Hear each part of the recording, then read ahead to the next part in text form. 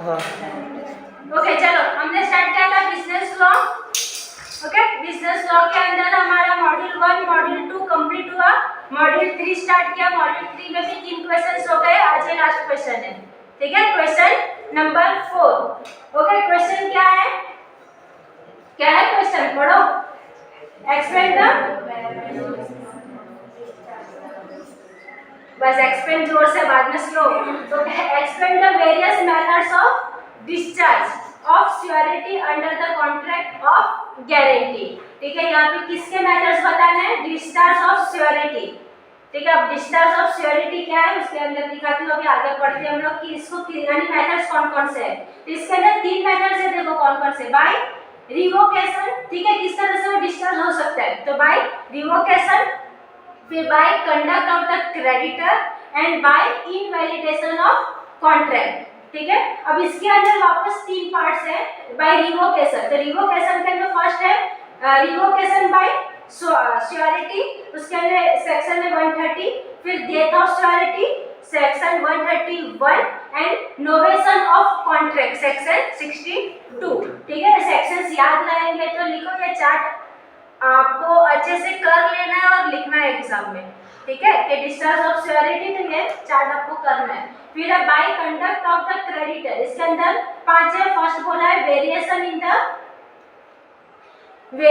The terms of contract section 133, second है release और discharge of principal debtors section 134, compounding by creditor with principal debtor section 135, creditors act or omission impairing surety's eventual remedial section 139, and last है loss of security that is section 141। Sequence में ही sections है, तो याद कर सकते हो तो कर लो। ठीक है, सीक्वेंस में ही है वहां पे सेक्शंस आपको। ओके, उसके बाद लास्ट है बाय इनवैलिडेशन ऑफ कॉन्ट्रैक्ट, उसके अंदर वापस 4 है। Guarantee obtained by misrepresentation section 142, second guarantee obtained by concealment section 143, failure of a co-surety to join a surety section 144, and fourth है फेलियर ऑफ कंसीडरेशन। ठीक है, ये इतने ये है मेथड्स है। ओके, अभी हम इसके अंदर देखते हैं इनवैलिड गारंटी क्या है।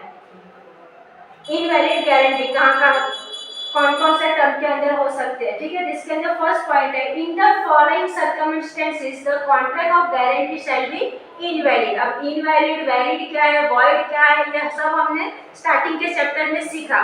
ठीक है, 3 पार्ट हमने सीखे थे, याद है कि भूल गए? वैलिड, इनवैलिड और वॉइड कॉन्ट्रैक्ट। फाइन, उसको रिवाइज करो वापस, ऐसा लगता है। ओके, इसके अंदर फर्स्ट पॉइंट है guarantee obtain by miss representation. Miss representation यानी क्या? मिस रिप्रेजेंटेशन जैसे कि आपकी बुक्स कंप्लीट नहीं है, लेकिन आपने मुझे इस तरह से दिखाया कि आपकी बुक कंप्लीट है, ये क्या हो गया? Miss representation. समझ में आया? पकड़ लिया ना मैंने? ओके, वैसे यहाँ पे अभी माल के अंदर समझो आपके प्रोडक्ट्स के अंदर कुछ ना कुछ बाकी है, खामियां हैं, लेकिन आप इस तरह से गारंटी दे रहे हो कि नहीं, मेरे जो भी माल्स है यानी जो भी प्रोडक्ट्स है वो परफेक्ट है। ठीक है, इस तरह से आप वहाँ पे रिप्रेजेंट कर रहे हो, तो उसको क्या बोलते हैं हम? Miss representation. उसकी आपने गारंटी दी, तो उस टर्म्स के अंदर आप आपके जो भी कॉन्ट्रैक्ट उसको डिस्चार्ज कर सकते हो, यानी कि वहाँ पे आप खलास कर सकते हो। क्वेश्चन वही है ना कि डिस्चार्ज कब कर सकते हैं अपने कॉन्ट्रैक्ट को। ठीक है, तो फर्स्ट है guarantee obtain by misrepresentation section 142, any guarantee which has been obtained by means of misrepresentation made by creditor। creditor यानी क्या?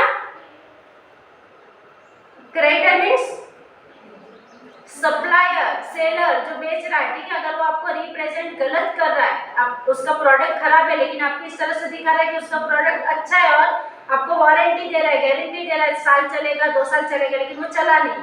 ठीक है, तो आप वहाँ पे आपका कॉन्ट्रैक्ट तोड़ सकते हो।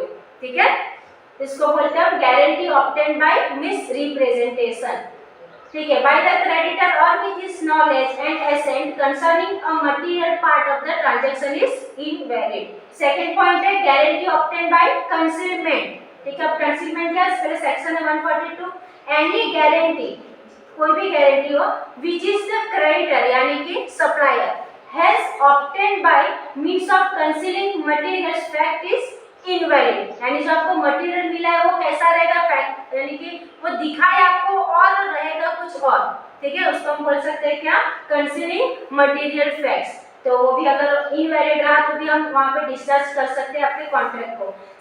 नेक्स्ट है 3 गारंटी और कंसेंट, गारंटी और consent that co surety shall join.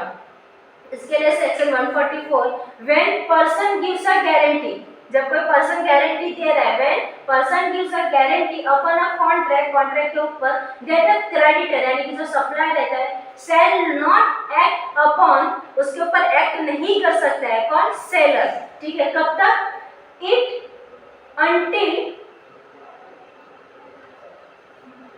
until another person, यानी जो कोई दूसरा पर्सन है join it in act as co surety, the guarantee is not valid if that other person doesn't join. अगर हम किसी के लिए अगर समझो गारंटी दे रहे तो हमारे लिए वहाँ पे विटनेस में कोई रहता है, अदर पर्सन रहता है ना विटनेस के अंदर, ठीक है, तो अगर समझो वहाँ पे कोई दूसरा पर्सन वहाँ पे ज्वाइन नहीं हुआ है, अगर वो श्योरिटी नहीं दे रहा है को पर्सन, तो भी हम लोग उसको डिस्चार्ज, अपने जो कॉन्ट्रैक्ट किया है उसको डिस्चार्ज कर सकते हैं, ठीक है। इतने ही थे, उसके बाद है राइट्स ऑफ श्योरिटी। तो राइट्स ऑफ श्योरिटी के अंदर फर्स्ट है राइट ऑफ सबरोगेशन, ठीक है, राइट्स ऑफ सबरोगेशन। उसके अंदर section 140 rights of surety against principal debtor, इसके अंदर है rights of surety against principal debtor. उसको क्या बोल सकते हैं, वेयर अ गारंटीड डेट, यानी जो कर्जा लिया वो गारंटी वाला है डेट हैज बिकम ड्यू, और वो बाकी रह गया, ठीक है, and default has been made by the principal debtor to the perform his guaranteed duty, the surety pays the amount. अगर समझो वहाँ पे जो प्रिंसिपल अमाउंट यानी प्रिंसिपल डेटर है, कस्टमर है, वो उधार से लेके गया और समझो वो पैसा नहीं दे पाया या फिर माल वापस रिटर्न नहीं कर पाया, तो वहाँ पे फिर हम जो श्योरिटी, जिसने श्योरिटी ली है वो पे करेगा। पता नहीं है, अगर समझो विटनेस में है, समझो हम दोनों ने कोई पार्टनर कॉन्ट्रैक्ट किया है और उसकी श्योरिटी ये ले रहा है, ठीक है, थर्ड पर्सन का श्योरिटी ले रहा है, अगर समझो मैं वहाँ पे करने में नहीं समझो कामयाब नहीं हो पाई, तो फिर वो कौन भरेगा, जो विटनेस में साथ में है तो श्योरिटी वाला, ठीक है, वो पर्सन फिर वो थर्ड पर्सन भरता है, ठीक है। The surety pays the amount on payment by surety of the guarantee sum और on performance of a guaranteed duty, the surety is subrogated to the position of the creditor. Surety is invested with all rights which the creditor had against the principal debtor. जो भी surety थी वो invest कहाँ पे होगी, rights which is the creditor had against the principal debtor. Debtor से कौन, customer, okay. The surety may now sue the principal debtor in as much as the creditor had the right to sue the principal debtors, ठीक है।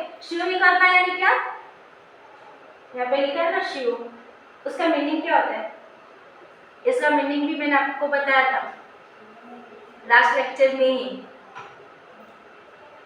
श्यू करना है, इसके ऊपर case दाखिल करना, ठीक है, श्यू करना। हम बोलते हैं अगर समझो आपने मेरा ये काम नहीं किया तो मैं आपके ऊपर लीगली श्यू कर सकती हूँ, यानी कि ये क्या है, केस कर सकते हो, ठीक है, अपील कर सकते हो उसके ऊपर, ठीक है। नेक्स्ट है सेकंड है right to benefit of creditors securities, rights to benefit of creditor security section 141। इसमें right of surety against the creditor, इसमें क्या है point, right of surety against the creditor.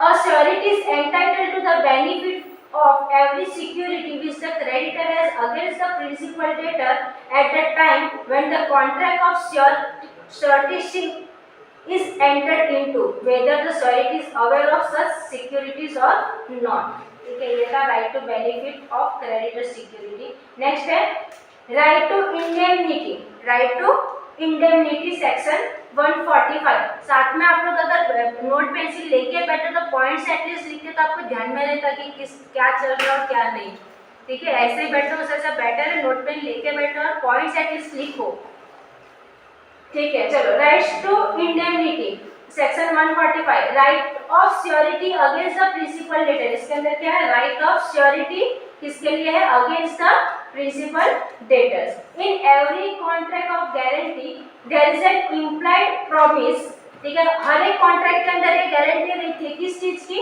कि वहां पे प्रॉमिस रहते ही, ऑफ कोर्स प्रॉमिस के ऊपर ही कॉन्ट्रैक्ट होते हैं ना, ठीक है। तो वहां पे रहेगा implied promise by the principal debtor to indemnify the surety. देखिए ये पूरा एक पॉइंट एज अ पॉइंट्स भी ले सकते हो।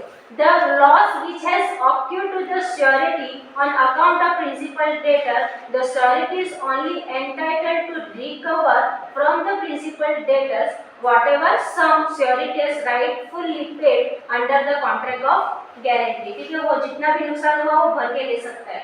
नेक्स्ट है, अब ये लास्ट पॉइंट ही है, law as to co surety. क्या है यहाँ पे, लॉ एज टू श्योरिटीज। इसके अंदर राइट ऑफ अ श्योरिटी किसके अगेंस्ट है, अगेंस्ट द क्योर श्योरिटी।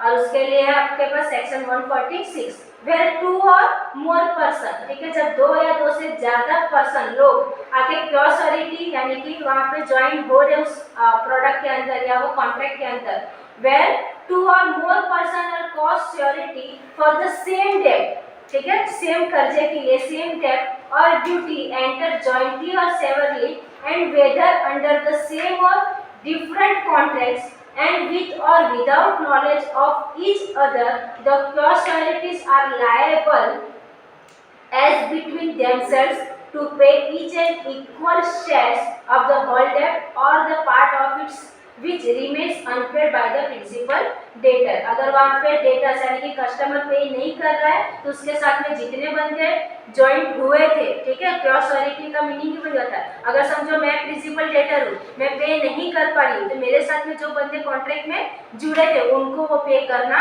रहेगा, ठीक है। That is the law of the surety। अब ये कुछ एग्जांपल्स है, उसके अंदर इलस्ट्रेशंस हैं, ये आप खुद कर सकते हो, ठीक है। एक बार फिर भी देखना है तो देख लेना। देखो यहाँ पे A B and C are sureties to D, यानी कि ये तीन जो है ए बी और सी, ये क्या हो गया आपके कॉश्योरिटी पार्टनर, ठीक है, एक्स्ट्रा पार्टनर्स। और ये डी हो जाएगा आपका principal debtors for the sum of ₹3000 lend to E. किसको देना है, ई को देना, ये क्रेडिटर हो गया। E makes default in payment, A B C are liable as between themselves to pay ₹1000। अगर समझो उसमें से वो बंदा नहीं दे पा रहा एक वाला, तो बाकी के जो तीन है वो भी वहाँ पे डिफॉल्ट में आते हैं, ठीक है, तो उन तीनों को वो पे करना रहेगा। अब है कॉश्योरिटीज बाउंड इन डिफरेंट सम्स, ठीक है। बाउंड्स का मीनिंग क्या होता है कि आपके ऊपर बाउंड, जैसे कि कॉलेज में मोबाइल यूज करना बाउंड है, प्रोहिबिटरी है, लेकिन करते हो क्या तो ये हुआ co-sureties bound in different sums, section 147।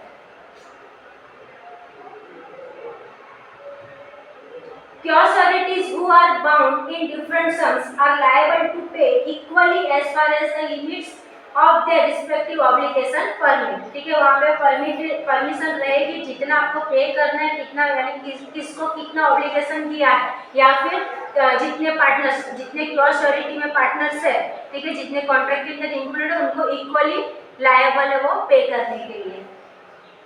वापस यहाँ पे इलस्ट्रेशन है, ठीक है, ये इलस्ट्रेशन यानी कि आपको एग्जांपल दिया है कि जैसे कि A B C co sureties है फॉर डी के लिए, यानी ये तीन क्योर श्योरिटी हुए कॉन्ट्रैक्ट के अंदर, ये आपका प्रिंसिपल हो गया D. Enter into the three several bonds each in different penalty, यानी ए के ऊपर पेनल्टी है ऑफ ₹10,000, बी के ऊपर है 20,000 और सी के ऊपर है 40,000, ठीक है। ये सबके ऊपर अलग अलग डिफरेंट पेनल्टी लगी है। Condition for that D is duly accounting to E, यानी कि जो डी है प्रिंसिपल डेटर्स है उसको पे करना था ई को, ठीक है।